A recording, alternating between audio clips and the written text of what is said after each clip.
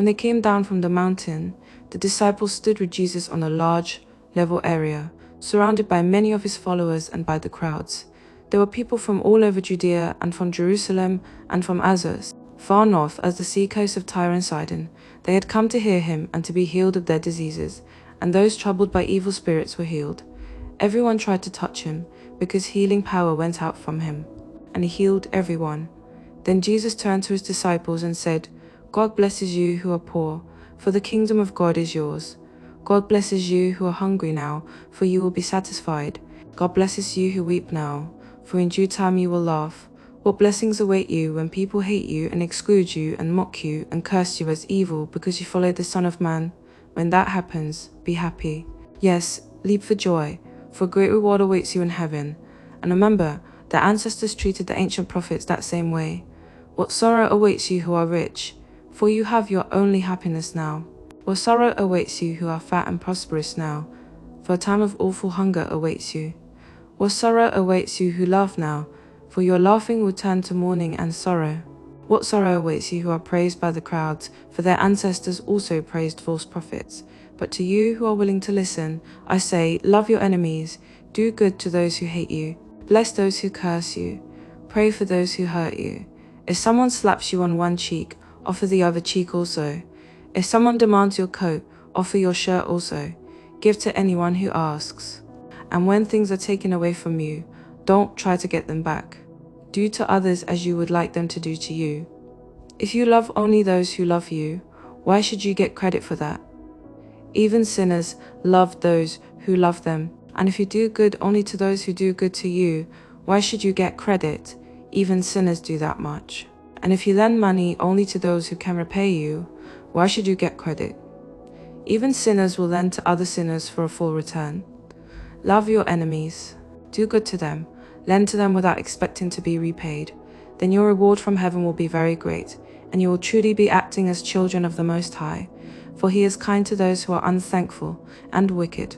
You must be compassionate, just as your Father is compassionate. Do not judge others, and you will not be judged. Do not condemn others, or it will all come back against you.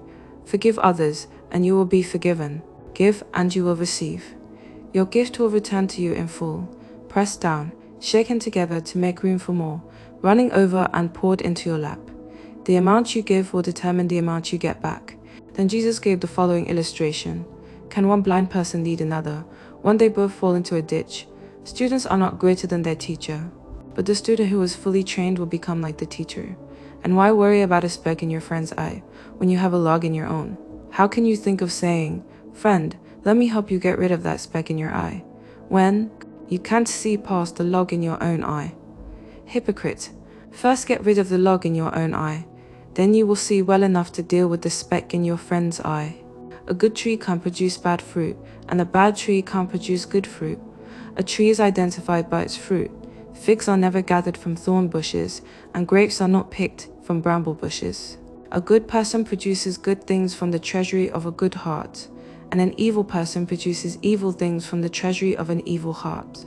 What you say flows from what is in your heart. So why do you keep calling me Lord, Lord, when you don't do what I say? I will show you what it's like when someone comes to me and listens to my teaching and then follows it. It is like a person building a house who digs deep and lays the foundation on solid rock. When the floodwaters rise and break against that house, it stands firm because it is well built. But anyone who hears and doesn't obey is like a person who builds a house right on the ground, without a foundation.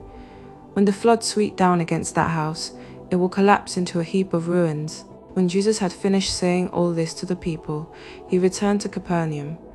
At that time, the highly valued slave of a Roman officer was sick and near death.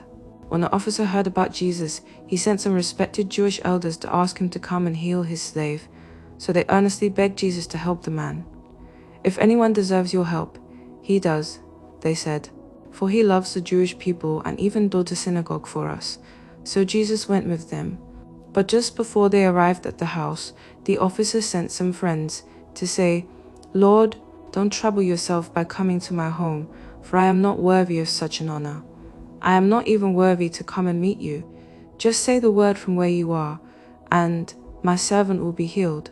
I know this because I am under the authority of my superior officers, and I have authority over my soldiers. I only need to say, 'Go,' and they go, or 'Come,' and they come. And if I say to my slaves, 'Do this,' they do it." When Jesus heard this, he was amazed. Turning to the crowd that was following him, he said, "I tell you, I haven't seen faith like this in all Israel." And when the officer's friends returned to his house, they found the slave completely healed. Soon afterward, Jesus went with his disciples to the village of Nain, and a large crowd followed him. A funeral procession was coming out as he approached the village gate. The young man who had died was a widow's only son, and a large crowd from the village was with her. When the Lord saw her, his heart overflowed with compassion. "Don't cry," he said. Then he walked over to the coffin and touched it, and the bearers stopped. "Young man," he said, "I tell you, get up." Then the dead boy sat up and began to talk, and Jesus gave him back to his mother. Great fear swept the crowd, and they praised God, saying, "A mighty prophet has risen among us, and God has visited his people today." And the news about Jesus spread throughout Judea and the surrounding countryside. The disciples of John the Baptist told John about everything Jesus was doing. So John called for 2 of his disciples, and he sent unto the Lord to ask him, "Are you the Messiah we've been expecting, or should we keep looking for someone else?" John's 2 disciples found Jesus and said to him, "John the Baptist sent us to ask, 'Are you the Messiah we've been expecting, or should we keep looking for someone else?'" At that very time, Jesus cured many people of their diseases, illnesses, and evil spirits, and he restored sight to many who were blind. Then he told John's disciples, "Go back to John and tell him what you have seen and heard. The blind see, the lame walk, those with leprosy are cured, the deaf hear, the dead are raised to life, and the good news is being preached to the poor." And he added, "God blesses those who do not fall away because of me." After John's disciples left, Jesus began talking about him to the crowds. "What kind of man did you go into the wilderness to see? Was he a weak reed, swayed by every breath of wind, or were you expecting to see a man dressed in expensive clothes? No, people who wear beautiful clothes and live in luxury are found in palaces. Were you looking for a prophet? Yes, and he is more than a prophet. John is the man to whom the scriptures refer when they say, 'Look, I am sending my messenger ahead of you, and he will prepare your way before you.' I tell you, of all who have ever lived, none is greater than John, yet even the least person in the kingdom of God is greater than he is." When they heard this, all the people, even the tax collectors, agreed that God's way was right, for they had been baptized by John. But the Pharisees and experts in religious law rejected God's plan for them, for they had refused John's baptism.